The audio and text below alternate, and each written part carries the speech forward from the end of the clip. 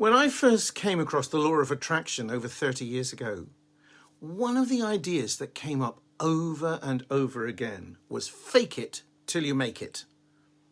I was in dire need of money, so I assumed if I could somehow fake being wealthy, money would show up. I'd also been through a very painful time with relationships, and again, it seemed clear to me that if I could somehow fake the confidence I lacked around women, true love would find its way into my life. What actually happened was that I felt like a fraud, apart from the times when I forgot I was supposed to be faking it, which made me feel like a failure. And neither the money or the love showed up. These days, I have both. So what changed? Let's find out what really works and what the truth behind this advice really is. At first, fake it till you make it seems like not such a bad idea. I mean, what's the alternative?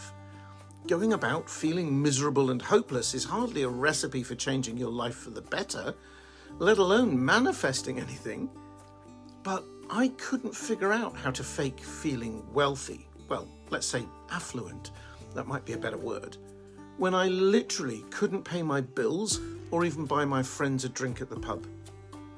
When I tried, I either made foolish spending decisions that just made my money worries worse, or I felt like a fraud, which I suppose I was.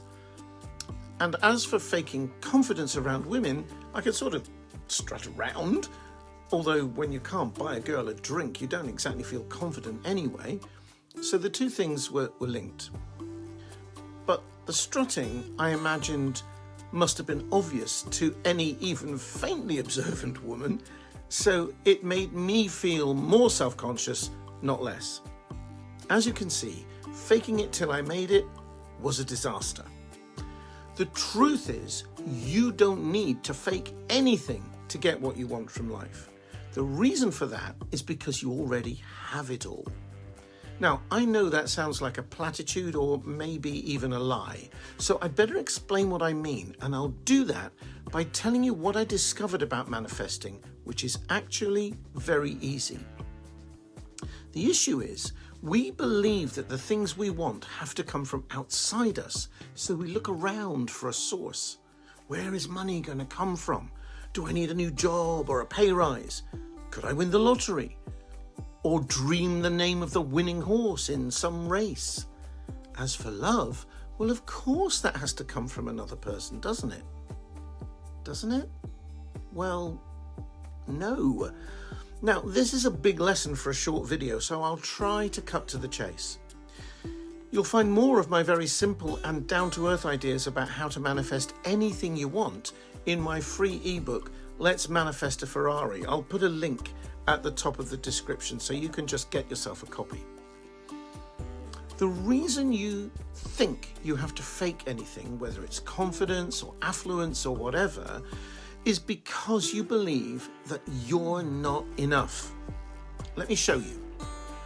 Are you willing to try a thought experiment? It only takes a few seconds. Okay. Think of the number of dollars or pounds or euros, whatever currency you use, that you'd like to earn a year. Let's say giving yourself a nice round $100,000. Obviously, I don't know where you are now, so if you already make 200,000, please feel free to insert your own number. Now, let's try something. Whatever number you have in your mind, add a 0 to it. So if you started with 100,000, you now have 1,000,000. Can you imagine yourself having an income of $1,000,000 a year? What would you do with it? What would you spend it on? Okay, now add another 0. 10 million a year. 10 million. What would that do to your life? Let's keep going. Add another 0. You're now at 100 million. How about another 0? That's $1 billion a year. Shall we go one more? $10 billion a year? Now, we could keep going, but the numbers are already getting silly. However, there's a good chance that not only did you quickly run out of ideas of what you could possibly spend those huge amounts of money on, but that you couldn't even see yourself at those kind of upper echelons of wealth. What would happen to your friendships if you suddenly became a multi-millionaire? How would it change your attitude to work if you didn't need the money?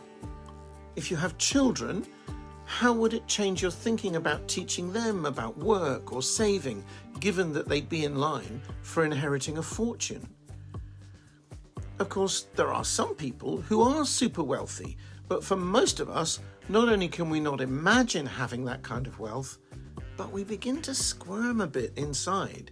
We get that, who, me, feeling? It's the same with relationships.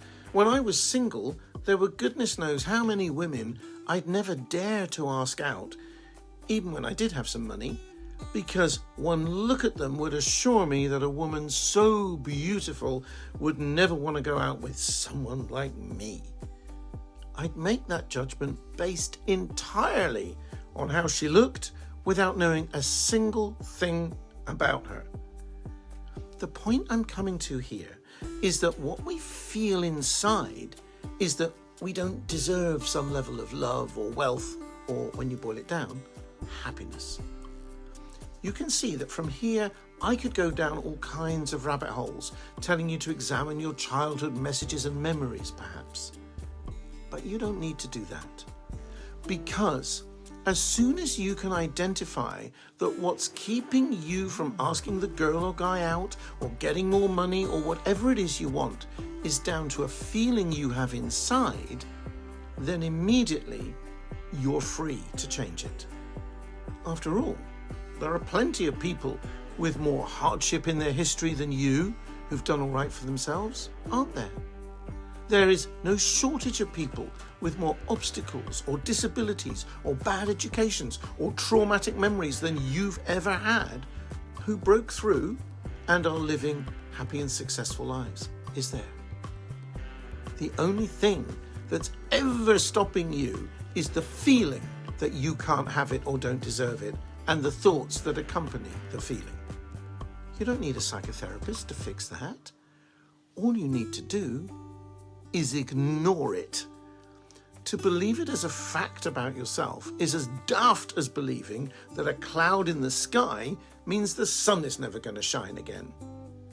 Look at any newborn infant. They're happy. All of them. We're all born that way. That's not fake. And no one who's ever held a newborn baby in their arms would even dream of saying there's something they don't deserve or can't have. There's nothing to fake. Stop paying attention to the feeling that you can't have or don't deserve something. The happiness and potential to be, do, or have whatever we want is natural, and we're all born with it. It doesn't go away, but because we learn to listen to our thoughts as if they were reality, we end up also believing there's something to fake when we find ourselves desiring something we believe is beyond our reach. Is this resonating? As I said, it's a big issue to tackle in a short video. I do suggest you get hold of my free ebook, Let's Manifest a Ferrari, to get a better understanding of how manifesting really works. In the meantime, thank you so much for watching. Happy manifesting, and I'll see you very soon in another video.